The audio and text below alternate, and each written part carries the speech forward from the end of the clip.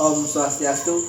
Perkenalkan, nama saya I Gusti Putra Madepama dengan NIM 2511031048. Dan di sini saya akan mewawancarai Bapak ini, dan kebetulan nama saya juga sama dengan Bapak ini. Mohon maaf Bapak, saya minta waktunya untuk diwawancarai. Silahkan perkenalkan diri.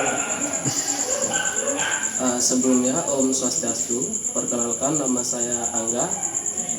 Kebetulan nama saya mungkin sama dengan adik ini ya. Jadi saya juga sudah menikah, namun saya menikah di usia muda karena waktu itu keputusan saya sudah matang untuk hidup berumah tangga. Mungkin hanya itu saja. Baik, di sini saya akan minta jawaban dari pertanyaan saya. Bagaimana cara keluarga berdiskusi jika ada masalah? Baik. Bagaimana cara berdiskusi ketika ada masalah di dalam keluarga seperti ini? Jadi pengalaman saya, mungkin karena saya juga baru, bisa dikatakan baru untuk hidup berumah tangga. Jadi mungkin selama saya menikah kebetulan belum juga ada problem atau belum ada masalah yang sangat urgent seperti itu. Namun miskomunikasi itu memang sering terjadi. Jadi cara saya untuk menangani hal tersebut, yang pertama, ketika di waktu senggang saya itu saya ajak ngobrol istri saya, namun tidak dalam keadaan yang tersulut emosi. Jadi cara penyelesaian masalah yang baik itu adalah ketika kita duduk berdiskusi berdua, bertukar pendapat, bertukar isi kepala, dan menemukan solusi bagaimana supaya tidak terjadi konflik untuk selanjutnya. Jadi cara penyelesaiannya itu cukup dengan kita berdiskusi, mau selama apapun kita berdiskusi, asalkan kita tetap saling menghargai, saya sebagai kepala keluarga dan istri saya sebagai pendamping saya, seperti itu. Baik, di sini saya akan melanjut pertanyaannya. Bagaimana keluarga menanamkan sikap hormat pada orang lain? Menanamkan sikap hormat itu tentunya jangan jauh-jauh dulu ke orang lain, tapi bagaimana cara kita saling menghormati dalam kehidupan rumah tangga. Istri saya menghormati saya sebagai kepala keluarga, dan begitupun saya menghargai beliau sebagai pendamping saya. Dalam artian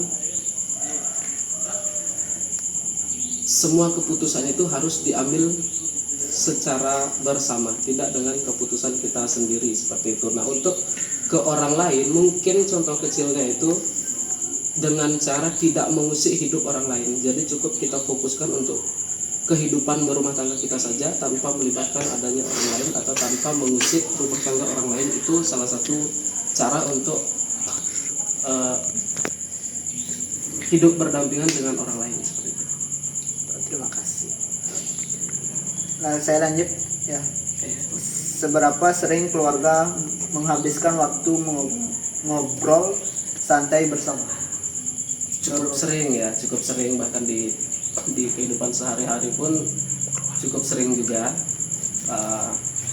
Namun pasti ada waktunya untuk saya itu tidak bertemu dengan istri saya karena saya juga kerja. Namun cukup sering lah, bisa dibilang setiap hari pun kita tetap berkomunikasi. Saya akan lanjut apa? Apa aturan yang paling penting di rumah tangga Bapak? Aturan. Ya. Aturan yang paling penting ya saling menghargai sih terutama. Tapi itu kan bukan aturan yang tertulis, namun itu aturan tidak tertulis. Saling menghargai, saling menghormati, hidup rukun, itu sudah pasti. Saya rasa setiap kepala keluarga juga menanamkan itu.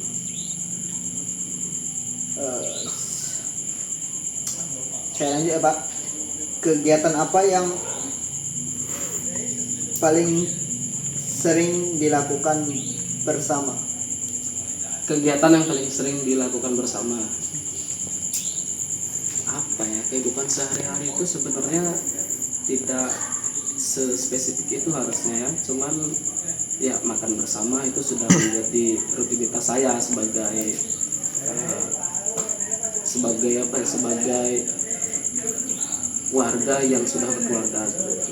Namun ada juga hari-harinya mungkin ketika saya tidak kerja, ya kita keluarlah bersama istri, karena kebetulan saya juga belum diberi momongan, jadi kami masih hidup berdua. Ya ada waktunya mungkin ketika saya tidak kerja, saya pergi nongkrong, pergi ke pantai, atau ketika lagi ada rezeki lebih mungkin saya ajak istri saya shopping mungkin ya. Namanya kita untuk menyenangkan hati istri itu apapun akan kita lakukan sih. Gitu. Ya dan di rumah juga mungkin kalau semisal ada waktu luang itu ya kita beres-beres rumah berdua gitu atau apa. Tapi mungkin untuk kedepannya bakal lebih banyak lagi hal-hal yang dilakukan berdua. Baik, terima kasih Pak. Berikut saya ingin bertanya tentang hal apa yang paling dibanggakan keluarga saat ini. Hal yang paling dibanggakan dalam keluarga kecil saya ya, bisa saya katakan hal yang paling saya banggakan itu kita masih rukun sampai saat ini. Sudah berjalan kurang lebih 3 tahun, ya kurang lebih 2 atau 3 tahun itulah kita masih rukun dan tidak pernah ada konflik apapun. Itu juga menjadi salah satu kebanggaan saya, dan istri saya juga tentunya bukan hanya rukun kepada saya namun rukun kepada keluarga saya. Begitupun saya juga tetap menjaga komunikasi saya dengan keluarga istri saya. Itu adalah salah satu hal yang paling saya banggakan selama berkeluarga. Terima kasih Pak. Cara menyelesaikan pertengkaran antar saudara menurut Bapak. Cara menyelesaikan pertengkaran di dalam hubungan saudara. Yang pertama mungkin saya dari kecil hingga saat ini astungkar sekali dengan rasa syukur yang sebesar-besarnya. Saya tidak pernah ada konflik sama sekali dengan saudara saya. Saya saudara itu berlima, kebetulan saya yang paling tua juga, dan ada adik-adik saya. Namun kami dalam keluarga besar saya tidak pernah ada konflik seperti itu. Namun ketika ditanya untuk menyelesaikan sebuah masalah, itu saya kembali lagi dengan apa yang saya katakan tadi, dengan cara berkomunikasi yang baik. Seperti itu, kita ketika mungkin ada miskomunikasi, ya kita harus duduk bersama, kita harus dengarkan keluh kesahnya apa, kemudian dia juga harus tahu keluh kesah saya apa, seperti itu. Jadi agar di dalam keluarga itu sebenarnya yang paling bagus itu kan tidak ada konflik sebenarnya. Jadi bukan konfliknya yang dicari, tapi bagaimana cara kita untuk menghindari terjadinya konflik atau pertengkaran, seperti itu. Jadi antisipasi yang paling bagus itu adalah bagaimana cara kita untuk tetap menjaga komunikasi kita, komunikasi bersama orang lain, komunikasi kita bersama keluarga, komunikasi kita bersama orang tua, dan kita juga harus tahu memposisikan diri kita dalam artian bagaimana cara kita berkomunikasi dengan orang tua atau orang yang lebih tua, dan bagaimana cara kita berkomunikasi dengan anak-anak yang lebih muda dari kita. Itu kita harus tahu batasannya di mana. Dan saya yakin sekali di situ ada perbedaan komunikasi. Ada hal-hal yang memang tidak harus dibahas, ada hal-hal yang memang tidak harus diungkit, dan ada hal-hal yang memang tidak harus disindir di dalam menjaga komunikasi itu, seperti itu. Jadi kalau untuk pertengkaran bersama saudara, saya rasa untuk hal-hal kecil itu ada, namun saya tidak pernah mengalami, dan saya juga tidak ingin mengalami hal-hal seperti itu. Nah itu saja mungkin cara saya menyelesaikan, ya dengan cara kita duduk bersama, kita saling bertukar keluh kesah, dan kemudian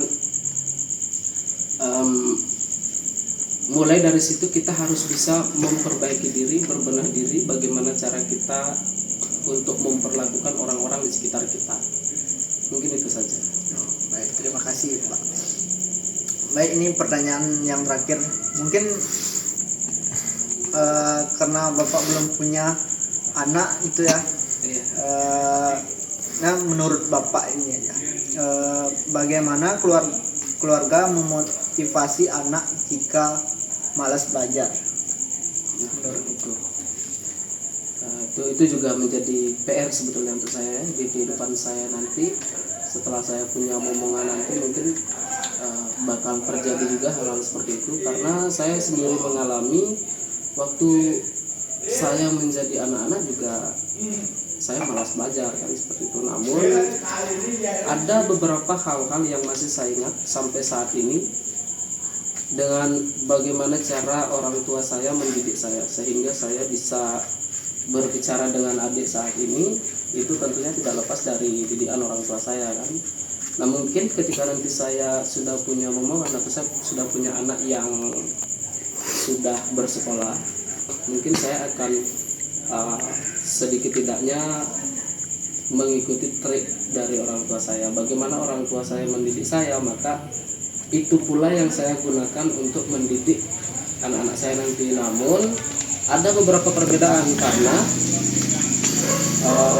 nyata sekali kita lihat itu perbedaan generasi itu berbeda juga pola pikirnya seperti itu. Jadi mungkin akan saya pahami dulu kehidupan generasi saat ini, generasi yang sudah lampau dan generasi yang akan datang seperti apa. Nanti kita balancekan lagi pendidikan mana yang lebih cocok untuk generasi anak saya nanti, atau cara mendidik seperti apa yang lebih manusiawi digunakan pada generasi tersebut. Karena nyata kita ketahui bahwa kehidupan anak yang dulu dan sekarang itu berbeda. Contohnya, anak yang dulu itu lebih banyak dia aktif di luar rumah kan, seperti contoh seperti saya waktu kecil masih senang main bola atau masih senang main lumpur ke sawah dan sebagainya. Sedangkan kita ketahui anak-anak sekarang itu terutama adik-adik saya dulu itu di usia mungkin dia yang masih TK, masih SD, dia itu sudah sudah tidak lagi bermain lumpur, tapi lebih banyak ke gadget atau HP itu kan. Jadi mungkin dari situ juga nanti ketika saya punya anak, mungkin saya akan melihat ini bisa tidak untuk digunakan dalam mendidik anak saya sehingga menimbulkan karakter yang baik tentunya seperti itu. Baik, terima kasih Bapak atas waktu malam ini. Saya mengganggu atas waktu istirahat Bapak. Dan sekian, terima kasih atas waktu. Dan saya ucapkan Promo Santi. Om Santi Santi Santi Om. Om Santi Santi.